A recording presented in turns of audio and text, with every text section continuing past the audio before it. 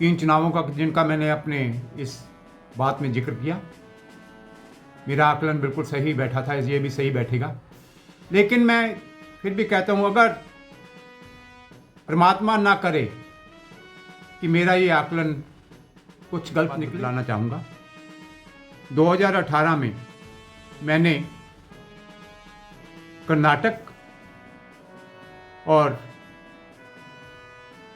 हिमाचल का आकलन किया था, जो मैंने अपने फेसबुक पेज पे पोस्ट किया। उस समय मैं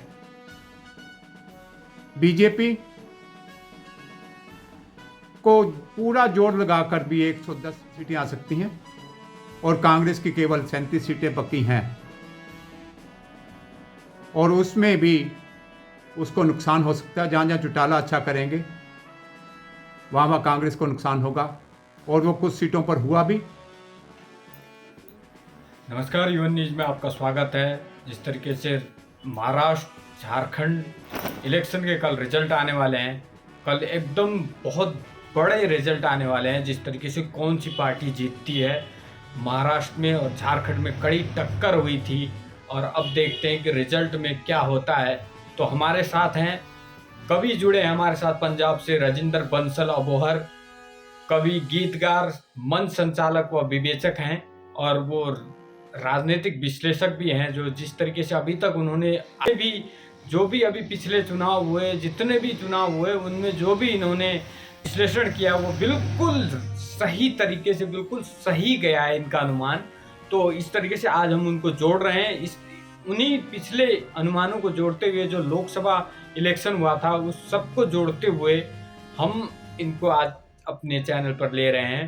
तो राजिंदर बंसल सर, आपका बहुत बहुत स्वागत है हमारे चैनल पर। बहुत बहुत धन्यवाद विजय जी, आपने अपने चैनल पर मुझे अपनी बात रखने का मौका दिया। तो वैसे तो मेरा मुख्य काम काव्य लेखन है, लेकिन मैं विभिन्न चीज़ों की विवेचना करता हूँ, विषयों पर विवेचना करता हूँ, और उनमें आंकड़ों को बड़ी अच्छी तरह से खोजता हूँ और उस पर अपनी बात रखता हूँ।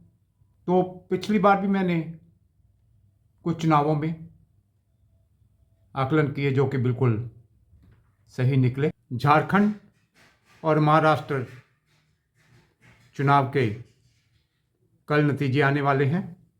विधानसभा में क्या होगा, सब अपने अपने आकलन में लगे हुए हैं। मैंने भी आकलन किया,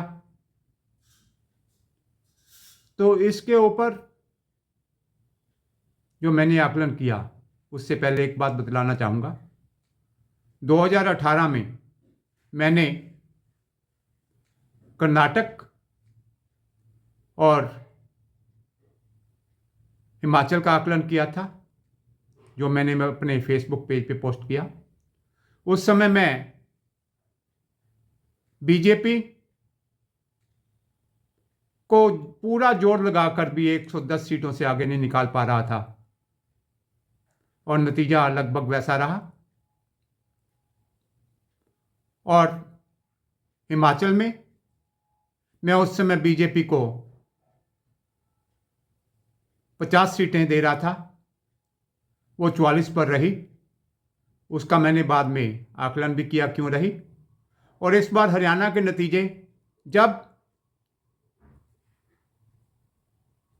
ये कह दूं मैं, राजनीति की पूरी त्रिलोकी, नभ थल आकाश पाताल सभी कांग्रेस की सरकार बना रहे थे, उस समय मैं इस बात पर अडिग था कि बीजेपी को कम से कम 50 और ऊपर में 55 सीटें आ सकती हैं, और कांग्रेस की केवल 37 सीटें पक्की हैं,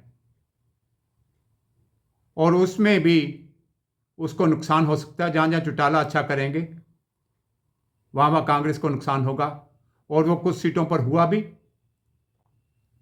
और उस आकलन में जो बीजेपी की 48 सीटें रही, उसमें कुछ तो बीजेपी के बागी थे 2, और 2 सीटें जो थी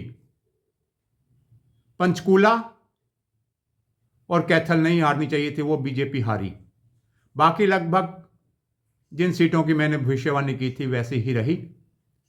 तो इस बार भी मैंने झारखंड को देखा, हालांकि जो आंकड़े मुझको चाहिए थे वो चुनाव आयोग की साइट से मेरे को नहीं मिल पाए, लेकिन फिर भी मोटा मोटा मेरा अनुमान ये बना कि झारखंड में बीजेपी क्लियर कट मेजोरिटी से आ रही है, और मैं आज भी उस बात पर अडिग हूं। और रही बात महाराष्ट्र की, महाराष्ट्र में मेरे आकलन में कांग्रेस 144 सीटों पर लगभग क्लियर जैसी स्थिति में थी, और बीजेपी 108 सीटों पर थी, 36 सीटों में लड़ाई थी। और उस समय मैंने एक बात और कही थी कि कांग्रेस को गलतियां करने की आदत है और बीजेपी को अपने आप में सुधार लाने की हिम्मत है, कुव्वत है, कला है, और इससे कितना नुकसान होगा कितना नहीं। और कांग्रेस प्लस ने कुछ ऐसे कदम उठाए भी, क्योंकि मेरा मानना है भी हम लाख कहें हिंदू मुस्लिम वोट में नहीं होना चाहिए, लेकिन हम इस सच्चाई से आंखें नहीं मूंद सकते कि वो मेरे देश में हो चुका है। गलत है या सही है बात अलग है, पर हो चुका है। और कांग्रेस को मुस्लिम वोटों का जितना मैक्सिमम मिलना चाहिए था वो अब तक मिल चुका है, इससे ज़्यादा वो बढ़ेगा नहीं। लेकिन कांग्रेस पीछे जो कुछ हिंदू एंटनी कमेटी की रिपोर्ट के बाद, 2014 के बाद एंथनी कमेटी की रिपोर्ट के बाद हिंदुओं की तरफ झुकी थी, 2019 से 2024 के बाद वो बिल्कुल फिर उधर अल्पसंख्यक वोट की ओर भाग रही है। और इस बार इन्होंने ना चाहते हुए भी जो किया, दीपावली पे चाहे जो बॉम्बे में झगड़े हुए हिंदू मुस्लिम के, उसमें हिंदुओं के पक्ष में एक शब्द ना तो उद्धव ठाकरे ने बोला, ना कांग्रेस ने, शरद पवार ने तो खैर बोलना ही क्या था। उसका नुकसान निश्चित रूप से होगा। और मेरा अब भी मानना है, मैं महाराष्ट्र के बारे में क्लियर नहीं हूं कि किसको मेजोरिटी मिलेगी, पर निश्चित रूप से जो 108 सीटें थी बीजेपी को मैं दे रहा था क्लियर, उसमें बहुत इजाफा होगा बीजेपी का।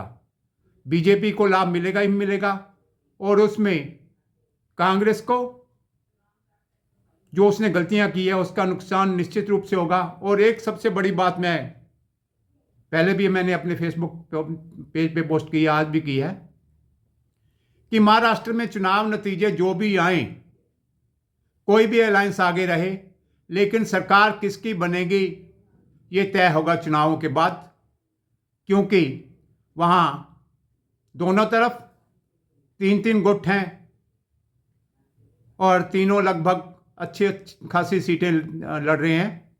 किसी भी एक ग्रुप के पलटने से सरकार दूसरी तरफ झुक सकती है।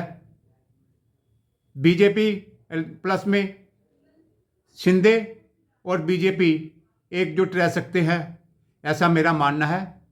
पर अजीत पवार पलट जाएं तो इसके मैं मान के चलता हूं केवल 30% चांसेस हैं। दूसरी तरफ से उद्धव ठाकरे या शरद पवार बीजेपी की तरफ पलट जाएं, बीजेपी प्लस की तरफ आ जाएं, इसके 70% चांसेस हैं। इसलिए महाराष्ट्र में जो भी होगा, नतीजा चाहे जो भी आए, क्योंकि मेरे आकलन में कांग्रेस प्लस को बढ़त थी, लेकिन उसने वो बढ़त गंवाई है। कितनी गंवाई है, उसका कितना नुकसान हुआ है, ये कल दोपहर बाद क्लियर होगा। कल दोपहर बाद ये बात बनेगी। इतना ही कहते हुए मैं अपनी बात को ख़त्म करता हूँ।